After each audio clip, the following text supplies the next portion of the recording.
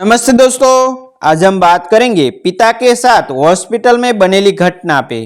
प्राची अभी तैयार होकर घर से निकल ही रही थी। उसकी सास मालती जी ने टोक दिया, बहू कहाँ जा रही हो? प्राची ने बहुत विनम्रता से जवाब दिया, माँ जी, पापा की तबीयत बहुत खराब है। माँ बहुत घबरा रही है, उन्हें देखने जा रही हूँ। यह कहकर प्राची बिना जवाब का इंतजार किए घर से बाहर निकल गई।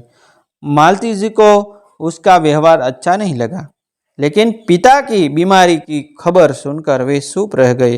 प्राची जल्दी से घर पहुंची तो देखा पापा का खांसी की वजह से बुरा हाल था। प्राची ने माँ से कहा, मैंने आपसे पहले ही कहा था कि पापा को किसी अच्छे डॉक्टर को दिखा लेते हैं। खांसी बढ़ती जा रही है, लेकिन आप दोनों किसी की सुनते नहीं हो। तुम पापा को संभालो, मैं ऑटो लेकर आती हूँ, हम बड़े हॉस्पिटल चलेंगे।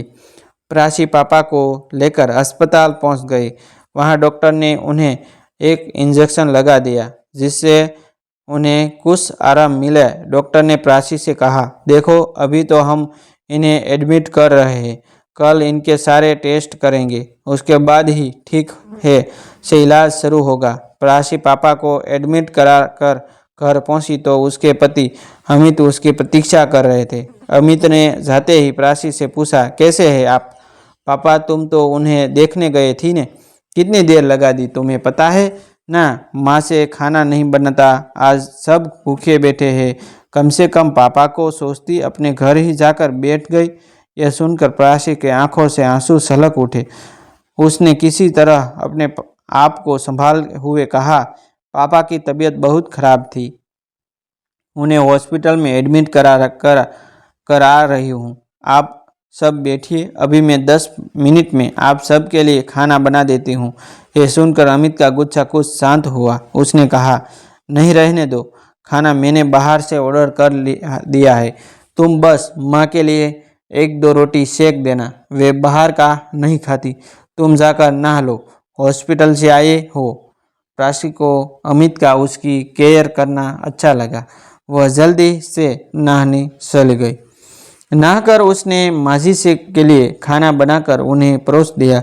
वह जल्दी जल्दी खाना बना रही थी। उसका मन पापा की ओर भगा था। पता नहीं अब कैसे होंगे। वह फोन करना चाह रही थी। सब काम जल्दी से निपट कर वह छत पर चली गई। वहाँ उसने माँ को फोन लगाया। माँ, अब कैसी तबीयत है पापा की? माँ ने कहा, बेटा, तेरे जाने के बाद तो उनकी तबीयत और बिगड़ गई थी। इनके खांसी के साथ खून भी आ रहा था। डॉक्टर ने तुरंत सारे टेस्ट कर लिए, सुबह तक रिपोर्ट आ जाएगी। मेरा मन बहुत घबरा रहा है, तू अभी आ सकती है क्या?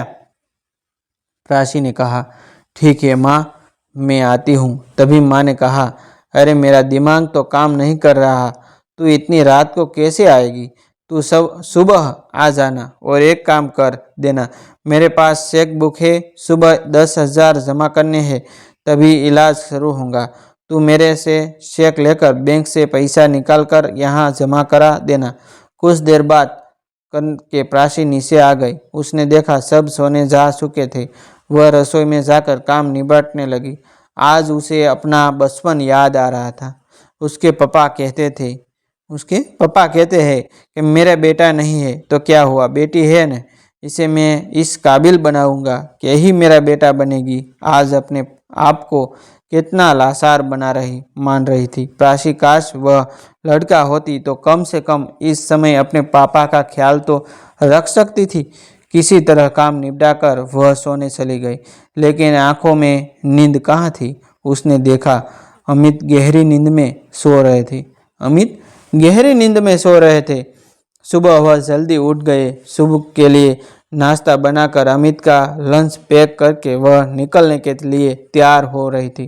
तभी उसने देखा कि उसकी अलमारी में 10,000 रुपये पड़े हैं, जो अमित ने परसों घर खर्च के लिए दिए थे। प्राची ने सोचा, कुछ सोचकर पैसे पर्स में रख लिए और हॉस्पिटल पहुंच गए। वहां उसने पैसा जमा कर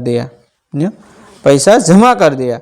पापा के पास पहुंची तो देखा पापा कुछ ठीक लग रहे हैं। वे प्राची को देखकर मुस्कुरा दिए। तभी माँ ने कहा, बेटा ये सेक ले जा, बैंक से पैसा निकाल कर जमा कर दे, तभी रिपोर्ट मिलेगी। प्राची ने कहा, माँ पैसा मैंने जमा कर दिया था, अभी घर जाऊंगी तो बैंक से निकाल लूंगी। पापा का इलाज सभी अभी शुरू हो जाएगी। यह सुनकर माँ ने कहा, अरे बेटा तूने यह क्या किया? तेरे ससुराल वालों को पता लगा तो न जाने तुझे कितना बुरा सुनाएंगे। प्राची बोली, माँ तुम चिंता मत करो, मेरे पास घर खर्च के पैसे थे, अभी बैंक से निकाल कर वापस रख दूंगी। मुझे शाम को जाना है शॉपिंग करने अमित के साथ। प्राची कुछ देर वहां रुक कर चेक लेकर बैंक पहुंच गई। बाहर गार्ड से उसने पूछा, भैया आज बैंक बंद है क्या? गार्ड ने कहा, बहन जी आज दूसरा शनिवार है, कल इतवार है, अब तो बैंक सोमवार को ही खुलेगा। यह सुनकर प्राची के पैरों तले जमीन खिसक गए कि कहीं अगर अमित को पता लग गया कि घर खर्च के पैसे पीहर में दे आई तो उसका जीन मुश्किल हो जाएगा। वह डरती डरती घर पहुंची तो उसने देखा उसकी सास मालती जी गुस्से में बैठी थी। मालती जी बोली, बहू बहू यह सब क्या है? रात को हमने बाहर का खाना खा लिया, सुबह से तुम फिर गायब हो गए। अगर दोनों टाइम बाहर का खाना खाएंगे तो हम सब बीमार पड़ जाएंगे। तुम क्या चाहती हो कि तुम्हारे सारे ससुराल वाले उसी हॉस्पिटल में एडमिट हो जाए जिसमें तुम्हारे पापा है? यह सुनकर प्राची रोने लगी। नहीं नहीं माँ जी, ऐसा मत कहिए, मैं अभी खाना बना देती हूँ, कहकर प्राची तेजी से काम में लग गई। नेहा धोकर फटफटाकर खाना बनाकर सास ससुर को खिला दिया। इधर उसे पापा की चिंता थी, उधर उसे अमित के गुस्से का डर। जब उसे पता लगेगा कि घर खर्च के पैसे मैंने कहीं और खर्च कर दिए। शाम को अमित ने आते ही शॉपिंग के लिए चलने को कहा। प्राची ने उसे कमरे में ले जाकर सारी बात बता दी। यह सुनकर अमित को बहुत गुस्सा आया। उसने कहा, यह अच्छा है, मैं इसीलिए बिना कोई भाई की बहन से शादी नहीं करना चाहता था। आज वही हुआ जिसका डर था। मेरी कमाई अपने माता पिता पर लुटाती रहो। यह सुनकर प्राची के सब्र का बांध टूट गया। उसने कहा, मैंने सिर्फ एक दिन के लिए पैसा लिए हैं, सोमवार को वापस कर दूंगी। और रही बात बिना भाई की बहन से शादी करने की, तो वो तुमने इसलिए की थी कि एकलौती बेटी की सारी जायदाद तुम्हें मिल जाए। आज मेरे पापा हॉस्पिटल में है, मैं डर डर कर उन्हें देखने जाती हूँ। घर आते ही सब मुझे उल्टा सीधा सुनाने लगते हैं, जैसे अपने पापा के पास जाकर मैंने कोई गुनाह कर दिया। मैं अभी अपनी माँ के पास जा रही हूँ, अपने पापा को मैं अकेला नहीं छोड़ सकती। सोमवार को तुम्हें तुम्हारे पैसे मिल जाएंगे। तब अमित ने कहा, मैं भी देखता हूँ वे तुम्हें कब तक रखेंगे। अपने आप रोती हुई वापस आओगी, अपने आप रोती हुई वापस आओगी। प्राची ने जवाब दिया, उसकी नौबत नहीं आएगी। मेरे पापा ने मुझे इतना काबिल बना दिया है कि मैं अपना और अपने माँ बाप का पालन पोषण अच्छे से कर सकूं। यह कहकर कविता एक बैग में कपड़े लगाकर पीहर की ओर चली दी।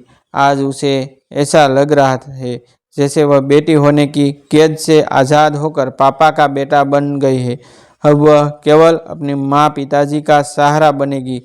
अपने घर पहुंचकर उसने बैग रख दिया और सीधा हॉस्पिटल पहुंच गई। माँ के पूछने पर उसने कुछ नहीं बताया। उसने कहा, चिंता मत करो माँ, अमित ने मुझे यहाँ रहकर पापा की देखभाल करने के लिए कहा है। यह सुनकर माँ तो बहुत खुश हुई। अगले दिन पापा की रिपोर्ट आ गई, उसमें लग्स में इन्फेक्शन था। उसी समय उनका इलाज शुरू हो गया। सोमवार के दिन प्राची ने इस 10,000 रुपये अपनी ससुराल भिजवा दिए। कुछ ही दिनों में उसके पापा ठीक हो गए। प्राची ने इसी बीच एक नौकरी ढूंढ ली थी। जब उसके पापा घर आ गए तो उसने सारी बात उन्हें बता दी। पापा ने कहा, बेटा हम अपना ध्यान रख लेंगे, तो अमित से बात करके वापस लौट जा। प्राची बोली कि पापा मैंने घर आपकी वजह से नहीं, अपने आत्मसम्मान के कारण छोड़ा है। अब मैं बेटा बनकर आपकी सेवा करूंगी, आप परेशान न हो। आपको और आपको क्या लगता है, प्राची का यह निर्णय सही है या गलत? दोस्तों, ऐसी नई नई कहानी सुनने के लिए और देखने के लिए हमारी चैनल आप सब्सक्राइब कर लीजिए। जो आपको जीवन में कुछ नया करने के लिए, कुछ बढ़िया करने के लिए हमारी चैनल आपको अवश्य प्रेरित करता रहेगा। थैंक यू दोस्तों, मिलते हैं एक न्यू